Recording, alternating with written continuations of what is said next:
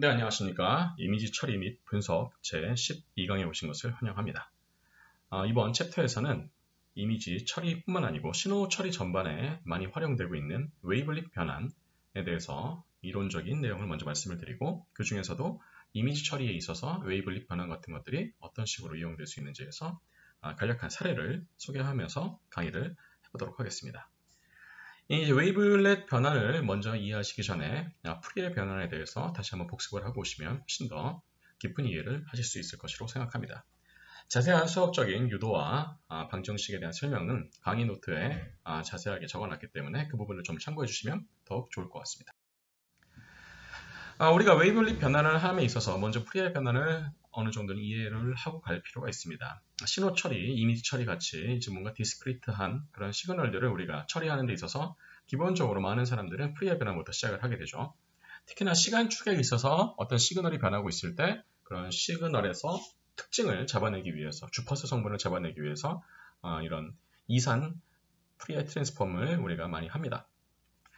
그래서 보시다시피 이제 굉장히 복잡한 형태의 이런 주기적인 시그널이 있다고 해도 우리가 이것을 프리의 트랜스폼을 하면 여러 가지 주기를 갖는 이런 기저 함수들의 조합으로 만들어낼 수 있죠.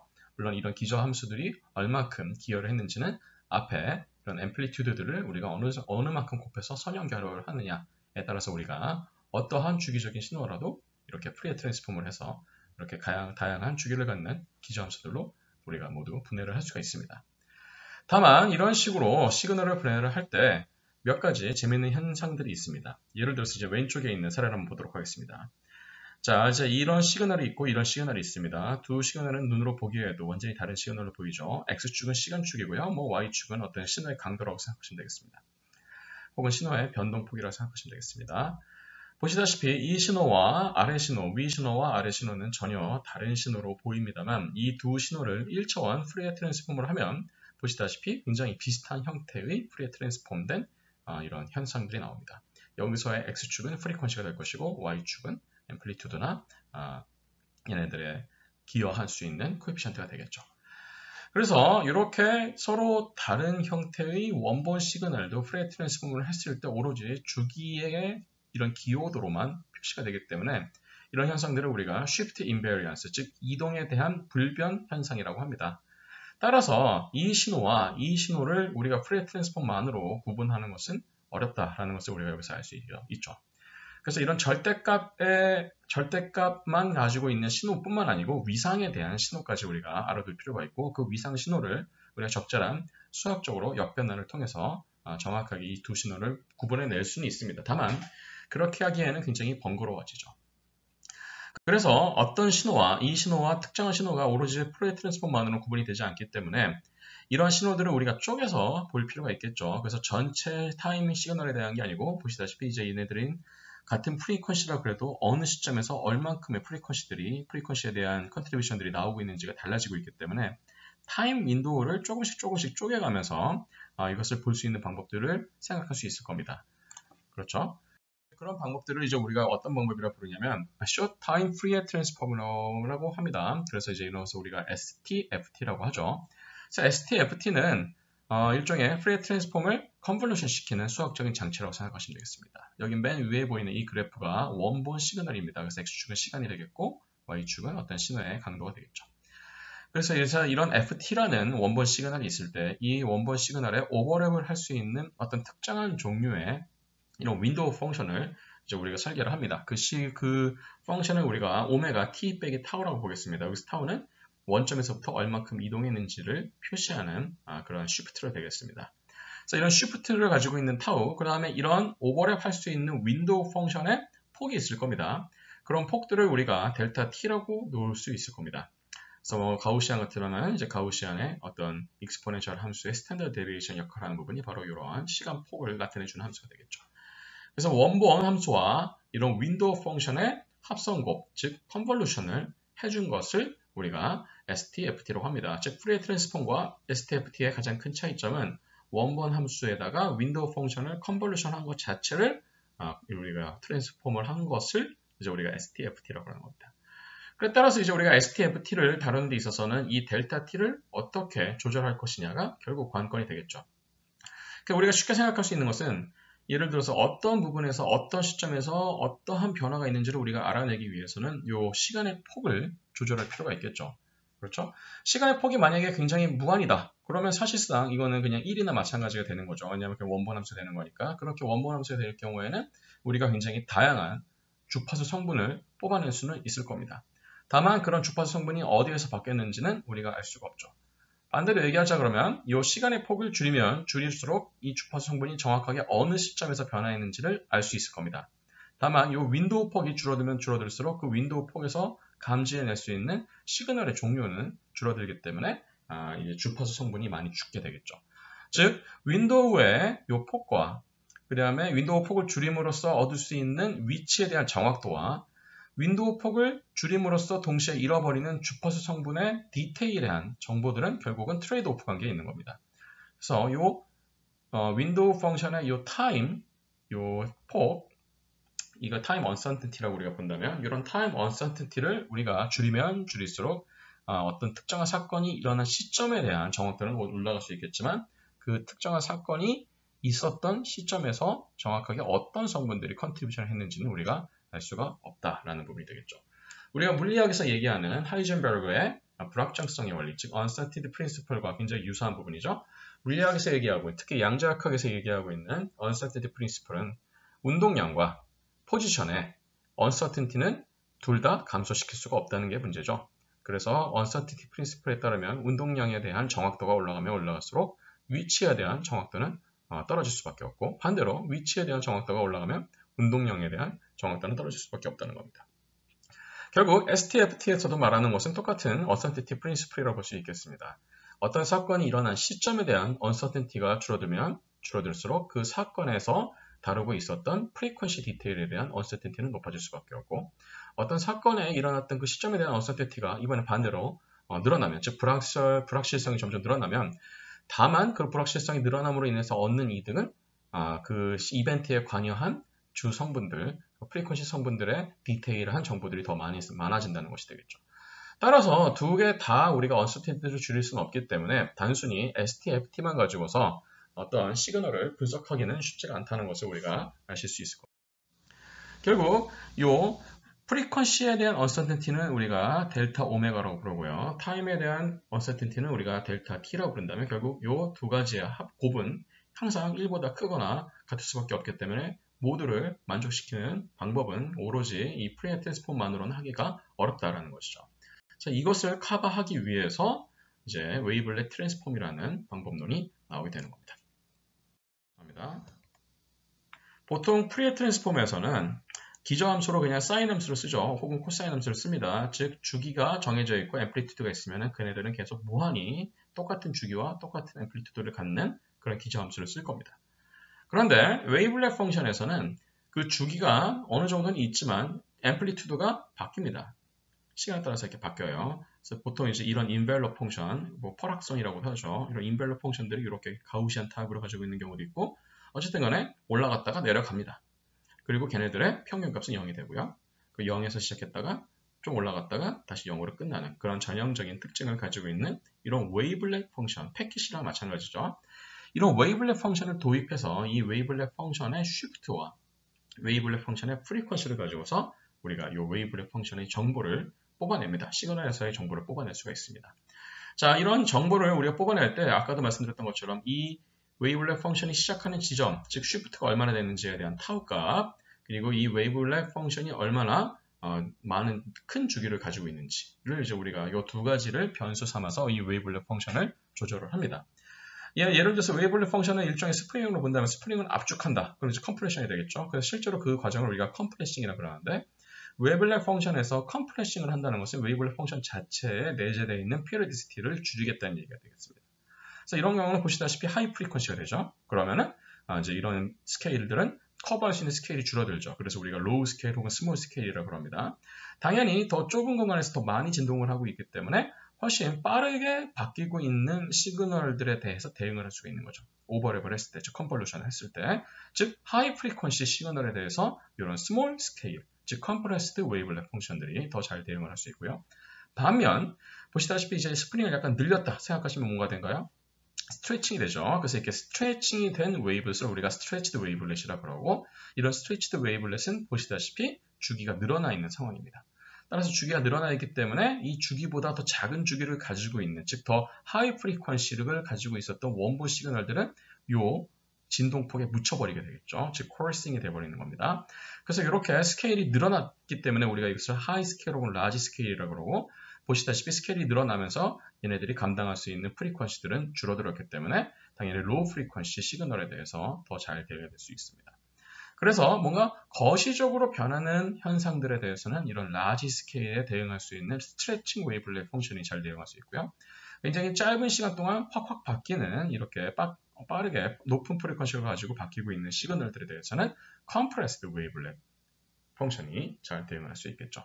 따라서 그러면 어느 시점에서 이렇게 스몰을 써야 되고 어느 시점에서 라지를 쓰느냐, 그걸 고민할 필요 없이 이 모든 것을 스케일을 다 우리가 훑어보고, 그리고 쉬프트 할 수 있는 타임도 다 훑어보는 겁니다. 그러면 X축은 쉬프트 할 수 있는 타임 스케일, 그리고 Y축은 컴프레션 혹은 이런 스트레칭으로 갈 수 있는 스케일이 되겠죠. 그 두 가지 파라미터를 가지고서 신호를 우리가 분석해 보겠다는 것이 웨이블렛 트랜스폼, 웨이블렛 변환의 주요 골자가 되겠습니다. 자, 그래서 우리가 이런 작업을 할 때 어떤 것을 계산하느냐, 결국 합성곱을 계산할 때 얘네들이 얼마나 우리가 주어져 있는 웨이블렛 시그널과 원본 시그널이 얼마나 잘 오버랩이 되느냐, 혹은 얼마나 그 부분이 잘 닮았는지를 숫자로 계산하겠죠. 그런 것들이 이제 우리가 correlation coefficient라고도 하고요, similarity라고도 합니다.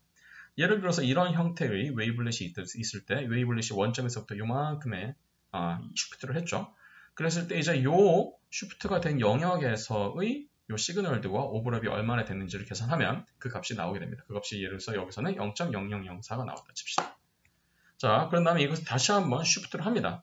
그래서 이 쉬프트를 한 영역이 이번에 여기가 아니고 요만큼 더 쉬프트를 해서 여기라고 그런다면, 보시다시피 여기는 굉장히 이제 좀 큰 프리퀀시가 있었는데 여기는 굉장히 자잘자잘한 프리퀀시가 있어서 훨씬 더 오버랩이 많이 될 것 같죠?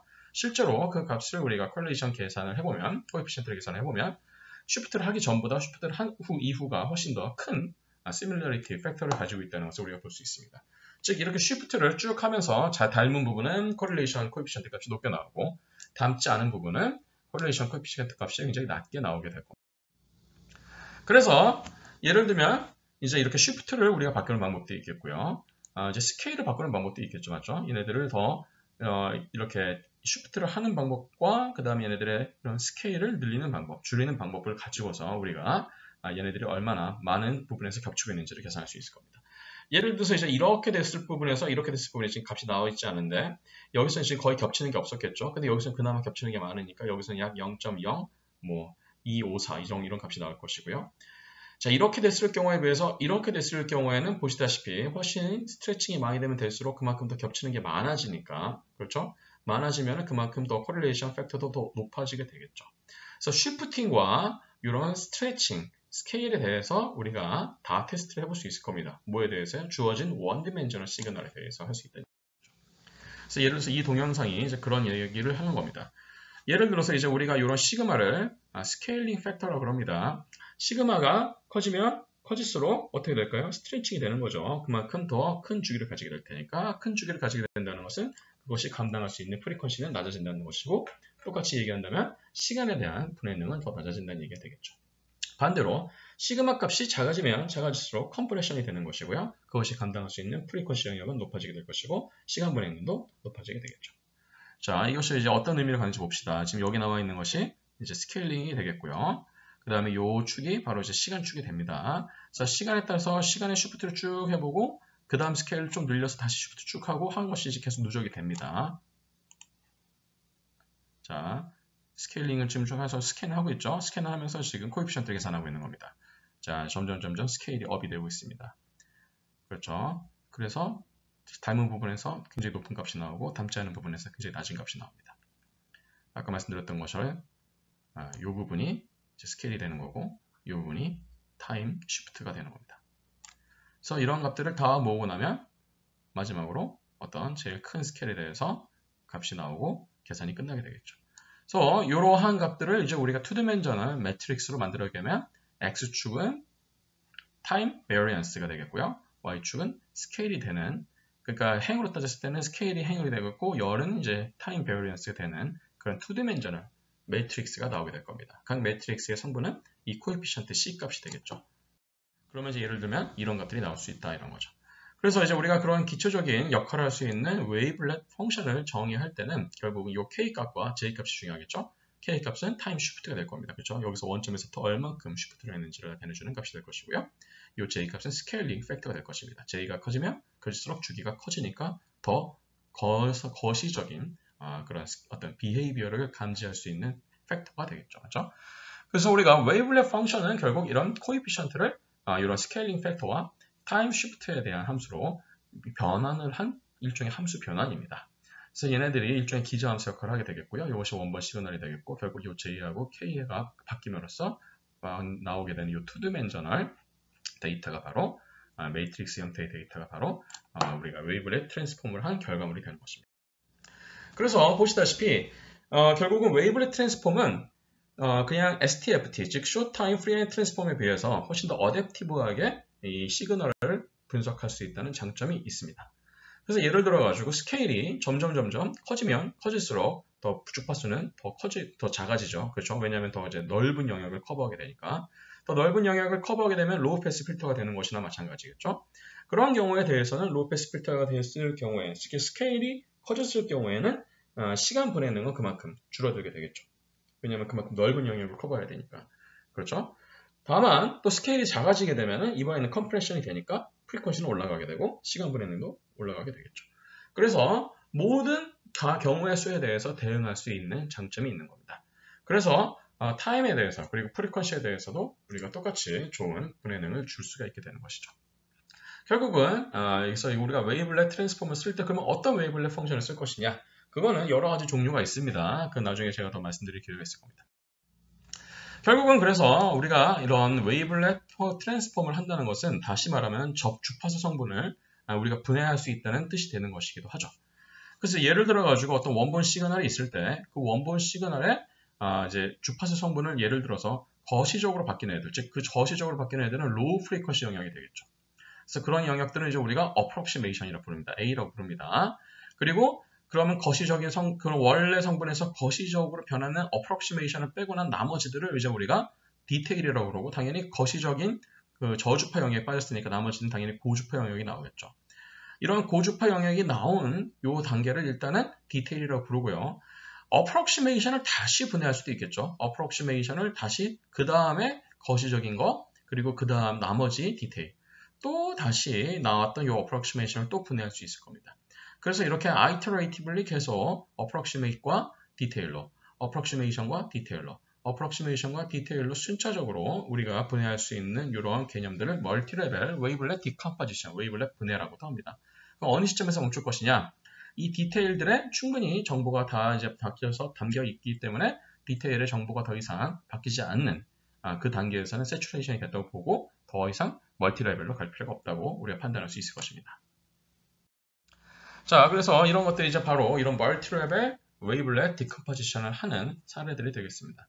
예를 들어서 이런 원본 데이터가 있고요. 첫 번째 레벨에서 이런 어프록시메이션과 디테일, 이 어프록시메이션을 다시 어프록시메이션과 디테일, 어프록시메이션과 디테일. 그래서 점점 단계가 가면 갈수록 뭔가 이 자글자글했던 어프록시메이션들이 점점 스무드해지는 것을 볼 수 있죠. 왜냐하면 그만큼 거시적인 성분만 남고 자잘자잘한 성분들이 빠지기 때문에 그렇습니다. 그렇죠?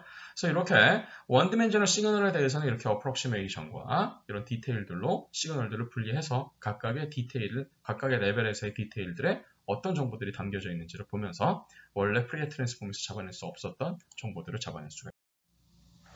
자, 그래서 우리가 어떠한 이런 웨이블렛 펑션을 쓸 것이냐, 사실 웨이블렛 펑션은 어떠한 펑션을 써야 된다는 어떤 폴리시는 없습니다. 케이스에 맞게끔 적절한 웨이블렛 펑션을 쓰면 됩니다.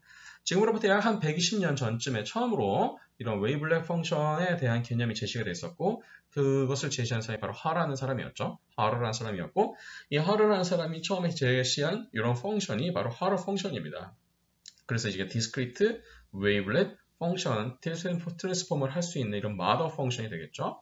그래서 이런 하라 웨이블렛 마더 펑션 같은 경우가 예를 들어서 0,0, 즉 베어리언트도 없고 스케일링도 없는 상태의 아주 가장 기본적인 이런 펑션을 이렇게 일종의 계단형 진동 웨이블렛 함수로 일단 넣죠. 가장 간단한 경우가 되겠죠. 그래서 이런 웨이블렛 펑션이 있으면 디스크리트 웨이블렛 펑션에서는 수학적으로는 이거에 짝이 될 수 있는 스케일링 펑션이 필요합니다. 그런 스케일링 펑션을 우리가 파이라고 하고요. 이런 하열 펑션 같은 경우에는 1과 0으로 놓으면 이러한 스케일링 펑션들을 완성을 할 수 있습니다. 이 두 가지 펑션을 곱해서 우리가 역변환을 할 수도 있고 얘네들을 스케일링을 조절할 수도 있습니다. 자세한 수학적인 내용은 강의 노트를 참고해 주시기 바랍니다. 그래서 이런 웨이블렛 펑션 코이피션트라는 함수 개념을 도입하게 되면 우리가 디스크리트 웨이블렛 펑션을 하하 펑션 기반으로 할 수 있게 되겠고요. 이 마더 펑션을 중심으로 시작해서 0,0이 아닌 다른 인덱스를 가지고 있는 여러 종류의 웨이블렛 펑션들도 우리가 이렇게 만들어낼 수가 있습니다. 그래서 여기 우리가 스케일링이 바뀐다든지 베리언스가 바뀌는 그런 경우가 보면 이제 이런 경우가 바로 되겠죠. 즉 두 번째 것은 이제 시간 쉬프트가 되겠고요. 첫 번째 이 인덱스는 일종의 스케일링이 되겠습니다. 그래서 스케일이 커지면 커질수록 그만큼 더 짧은 주기를 가지게 되는 것을 볼 수가 있죠. 그래서 이러한 하하 펑션 기반으로 우리가 웨이블렛 트랜스포머를 했고요. 자, 이런 개념을 통해서 이제 우리가 아까 보였다시피 어떤 시그널을 어프록시메이션과 디테일로 바꿀 수 있다는 겁니다. 자, 이렇게 시그널을 어프록시메이션과 디테일로 이렇게 바꾸는 디컴포즈를 하는 것을 이제 우리가 웨이블렛 디컴포즈라고 하고요. 아까도 말씀드렸던 것처럼 멀티 레벨로 할 수 있다고 말씀을 드렸습니다. 자, 이런 하하 펑션 말고도 사실 상황에 맞게 여러 가지 굉장히 특수한 목적으로 설계된 웨이블렛 펑션들을 우리가 쓸 수가 있습니다. 여기 보시다시피 이렇게 morelet 펑션이나 아니면은 도입의 키스 펑션이나 아니면 여러 가지 이제 펑션들이 있을 수 있습니다. 이런 펑션들의 모든 공통적인 특징은 0에서 시작해서 진동이 증파했다가 다시 진동이 죽는다는 거죠. 그리고 이러한 진폭들의 합은 모두 0으로 맞춰주는 겁니다. 즉 평균값은 항상 0이 되는 것이죠. 그 다음에 항상 대칭일 필요가 없습니다. 보시다시피 대칭이 아니죠. 이런 것들도 대칭이 아닙니다. 대칭이 아닌 대신 이런 비대칭 형태의 성질들이 많아지면 많아질수록 좀 더 랜더마이즈된 시그널들에 대한 특징들을 잘 잡아내는 데는 조금 더 유리한 면이 생기겠죠. 그래서 여기 나와 있는 것처럼 하하 펑션, 그리고 이제 도입의 키스 펑션 같은 것들도 이제 어떠한 주기를 가지고 있느냐, 스케일링을 가지고 있느냐에 따라서 이런 코드 넘버가 부여가 됩니다. 그래서 이제 여기 나와 있는 것이 보시다시피 이제 이게 도입의 키스 4, 도입의 키스 16, 그리고 여러 가지 하하 펑션, 그리고 이제 이런 펑션들을 조금씩 모디파이한 것들에 대해서 이제 코드 넘버가 부여가 됩니다. 이런 것들은 여러분이 직접 설계를 하셔도 좋고요. 아니면 이미 디폴트로 주어져 있는 이런 웨이블렛, 마더 펑션 같은 것들을 여러분이 바로 쓰셔도 됩니다. 그래서 우리가 지금까지는 원디멘셔널 시그널에 대한 웨이블렛 트랜스폼에 대해서 배웠는데요. 기본적으로 지금 이 강좌는 이미지 처리 강좌이기 때문에 사실상 이제 2차원 데이터에 대한 웨이블렛 트랜스폼도 이제 우리가 배우면 더 좋겠죠. 사실은 그래서 2차원에 대해서도 1차원과 수학적으로 크게 다를 바는 없습니다. 근데 신기하게도 이 2차원 이미징에 대해서, 2차원 이미지에 대해서 우리가 웨이블렛 트랜스폼을 할 경우에는 아까 말씀드렸던 것처럼 디컴퍼션이 될 텐데, 디컴퍼션이 되는 것에서 그러니까 시그널, S가 아니죠. S가 A입니다. 어프록시메이션인데, 어프록시메이션을 제외한 나머지 디테일 값들이 세 종류가 나옵니다. 한 종류가 아니고 세 종류가 나오는데, 그 까닭은 우리가 방향을 세 종류로 정할 수 있기 때문에 그런 것이죠. 왜냐하면 결국 방향을 뽑아낸다는 것은 얘네들을 강제로 1차원으로 보겠다는 거나 마찬가지죠. 그래서 이 2차원의 이미지를 1차원으로 보였을 때 그럼 어느 방향으로 볼 것이냐? 하나는 가로 방향, 즉 수평선 방향, 또 하나는 세로 방향, 즉 수직선 방향, 나머지는 대각선 방향입니다. 그래서 D1, D2, D3가 나올 때 같은 레벨에서 나오는 이런 디테일들이 서로 다른 방향으로 디테일들의 정보를 가지고 나오게 되는 것이죠. 따라서 이 값에서 우리가 어떤 값을 우리가 유추할 수 있냐면 결국 수평선 성분의 디테일이 많은 놈들은 당연히 D1에서 더 많은 시그널들이 나오게 될 것이고요. 수직선 성분의 기여도가 많은 디테일들은 당연히 이런 수직선을 따지고 있는 디테일에서 더 많은 성분들이 드러나게 될 것입니다. 그렇죠? 그래서 이러한 2디멘셔널 이미지에 대한 웨이블렛 트랜스폼을 조금 더 발전시켜서 이미지 압축에다 쓴 규격이 바로 JPG죠. JPEG이라고도 하고요. JPEG 2000 규격 같은 것들이 바로 이러한 웨이블렛 트랜스폼을 이용한 압축 규격이라고 생각하시면 되겠습니다.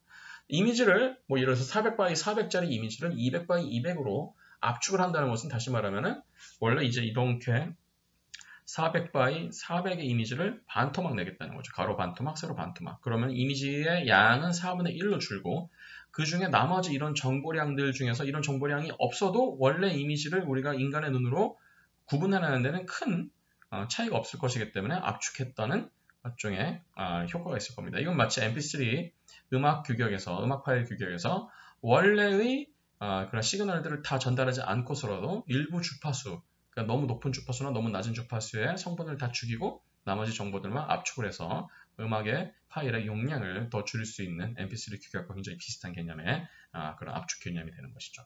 그런 압축 개념을 할 때 있어서 이렇게 JPEG 2000 같은 규격들이 웨이블렛 디컴포지션의 그 원리를 기반을 두고 있는 것이죠. 아까 말씀드렸던 것이 그래서 2차원 이미지에 웨이블렛 디컴포지션을 할 때 대각선 성분과 수평 성분과 수직 성분을 우리가 모두 구분해낼 수 있다고 말씀드렸습니다. 따라서 어떤 이미지가 있을 때 그 이미지의 대각선 성분, 수직선 성분, 그리고 다이아고널 성분 같은 것들이 디테일에 이렇게 반영이 될 수 있다는 것을 보실 수 있을 겁니다. 이 왼쪽 위에 있는 것이 오리지널 이미지가 되겠고요. 이게 이제 D1, D2, D3가 되는 것이죠. D1은 보시다시피 수평선 성분들이 잘 나오고 있고 D2는 수직선 성분들, 그리고 D3는 대각선 성분들이 잘 나오고 있다는 것을 여러분이 확인하실 수 있을 겁니다. 그래서 이것을 이용하게 되면 이미지 처리에서는 디노이징에 대해서도 이미지 처리를 우리가 이용할 수가 있습니다. 자세한 수학적인 내용은 강의 노트를 참고해 주시기 바라고요. 이 이미지 처리를 할 때 이 웨이블렛 트랜스폼을 이용하면 두 가지 방식이 있습니다. 하나는 하드 스레시홀딩이고 또 하나는 소프트 스레시홀딩입니다. 이 하드 스레시홀딩과 소프트 스레시홀딩은 결국은 우리가 이미지의 디테일을 어디까지 인정을 할 것이냐에 따라서 이 노이즈 처리를 응용하는 방법이 됩니다. 예를 들어서 소프트 스레시홀딩을 썼을 경우에 웨이블렛 방법을 이용해서 소프트 스레시홀딩을 했으면 원래 이미지에 노이즈가 껴있을 때 소프트 스레시홀딩을 통한 디노이즈 이미지는 이런 식으로 디노이즈가 됩니다. 원본에 비하면 여전히 노이즈가 껴있는 상황이지만 훨씬 더 노이즈의 레벨이 많이 죽은 것을 볼 수 있습니다. 하드 스레시홀딩 같은 경우에는 똑같이 웨이블렛 트랜스폼을 이용하긴 합니다만 노이즈 레벨이 소프트 스레시홀딩에 비해서 약간 결이 다른 것을 여러분이 보실 수 있을 겁니다. 흑백 이미지도 이렇지만 칼라 이미지 같은 경우에는 더 강력한 툴들을 제공할 수 있고요. 실제로는 이제 웨이블렛 변환을 이용한 이미지 변환에서는 디노이징 외에도 이런 피처 익스트랙션에 대해서도 더 많은 기능들을 보일 수가 있습니다. 요거에 대해서는 더 자세한 내용에 대해서는 다음 시간에 이런 더 다양한 형태의 이미지 처리, 이미지 닮음 정도에 대한 정량적인 분석을 강의를 하면서 더 자세한 내용을 말씀드리도록 하겠습니다. 일단은 웨이블렛 변환을 이용한 이미지 처리에 대한 강의는 여기서 마치도록 하겠습니다. 경청해 주셔서 감사합니다.